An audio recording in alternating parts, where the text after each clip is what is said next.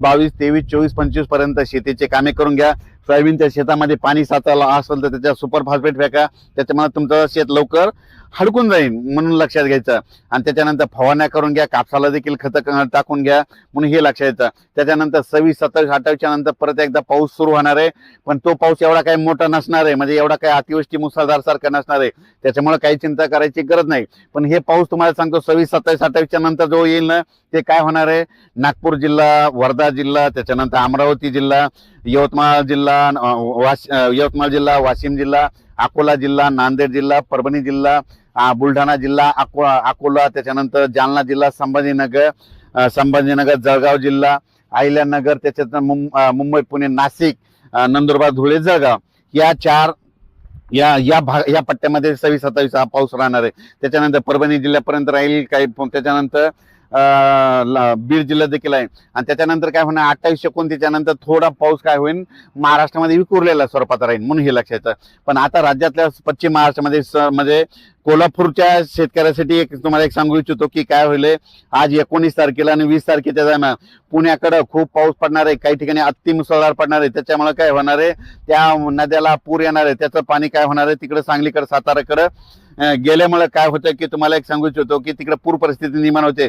तर कोल्हापूरच्या जनतेला सांगू इच्छितो की कोल्हापूरमध्ये तुम्हाला एक सांगायचं झालं तर म्हणजे आता फक्त 19 आणि 20 तारखेपर्यंत तुमच्याकडे पावसाचं वातावरण आहे, 21च्या नंतर पावसाचा जोर कमी होणार आहे म्हणून हे लक्षात येतं।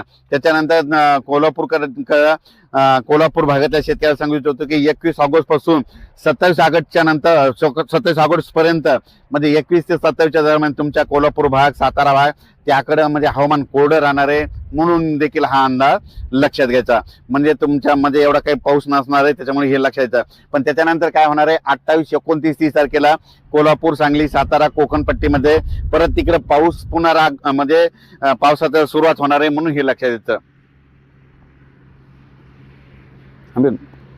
राज्यातल्या शेतकऱ्याला सांगू इच्छितो की सांगायचं झालं तर पुणे जिल्हा, नाशिक जिल्हा, इगतपुरी, जुन्नर, त्याच्यानंतर जळगाव जिल्हा, नंदुरबार जिल्हा, धुळे जिल्ह्याचा काही भाग, त्याच्यानंतर निफाड, येवला या भागामध्ये म्हणजे आज म्हणजे 19, 20 तारखेला खूप मुसळधार पाऊस पडणार आहे त्या भागात, काही भागामध्ये, म्हणून हा अंदाज लक्षात येतात।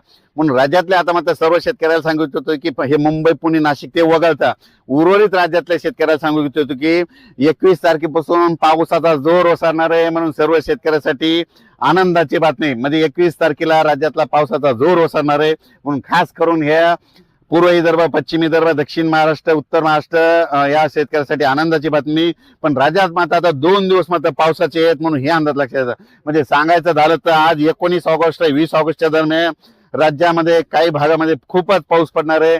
आणि म्हणजे त्याच्यामध्ये सांगितलंय की मुंबई, पुणे, नाशिक, जुन्नर, त्याच्यानंतर कोपरगाव तालुका त्या भागामध्ये खूप पाऊस राहणार आहे म्हणून हा अंदाज। पण उर्वरित राज्यात देखील आज 2 दिवस आणखीन म्हणजे राज्यातले सांगायचं झालं तर अहिल्यानगर जिल्हा, संभाजीनगर जिल्हा, जळगाव जिल्हा, बुलढाणा जिल्हा, अकोला, अमरावती, वर्धा, नागपूर, भंडारा, गोंदिया, चंद्रपूर, यवतमाळ, वाशिम, हिंगोली, नांदेड, बीड, परभणी, धाराशिव, त्याच्यानंतर सातारा, सांगली, सोलापूर, कोल्हापूर, पुणे, कोकणपट्टी, कडाष्टी, बीड, पुन्हा गेवराई, बीड जिल्हा, लातूर जिल्ह्यामध्ये सगळीकडे आणखीन 2 दिवस ठिकठिकाणी दररोज वेगवेगळ्या भागात म्हणजे आजमध्ये दररोज वेगवेगळ्या ठिकाणी 2 दिवस पावसाचं सावट आहे म्हणून हा अंदाज लक्षात येतात। पण ह्या सगळ्यांना सांगू इच्छितो 21 तारखेपासून पाऊस कमी होणार आहे म्हणून ही सर्वप्रथम शेतकऱ्याची आनंदाची बातमी।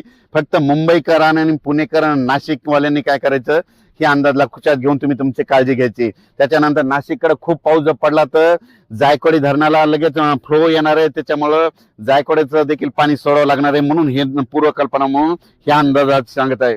आणि नमस्कार, मी पंजाब डक। आज आहे 19 ऑगस्ट 2025 आणि मी माझ्या सोयाबीनच्या शेतामध्ये या ठिकाणून महाराष्ट्रातल्या शेतकऱ्याला अंदाज देणार आहे। एक तर आनंदाची बातमी, काही भागामध्ये पाऊस देखील पडणार आहे, तर ह्या 2 बातम्या सांगणार आहे। तर सर्वप्रथम शेतकऱ्याला सांगू इच्छितो की राज्यामध्ये सांगायचं झालं तर म्हणजे पुणे जिल्हा, मुंबई, इगतपुरी, नाशिक, कोपरगाव, नंदुरबार आणि जळगाव म्हणजे आज 19 ऑगस्ट आणि 20 ऑगस्टच्या दरम्यान या म्हणजे भागामध्ये, या जिल्ह्यामध्ये, या तालुक्यामध्ये जवळपास तुम्हाला सांगू इच्छितो काही ठिकाणी अति मुसळधार, कुठं अतिवृष्टी होणार आहे, काही ठिकाणी मुसळधार पाऊस पडणार आहे म्हणून हा अंदाज लक्षात येतो।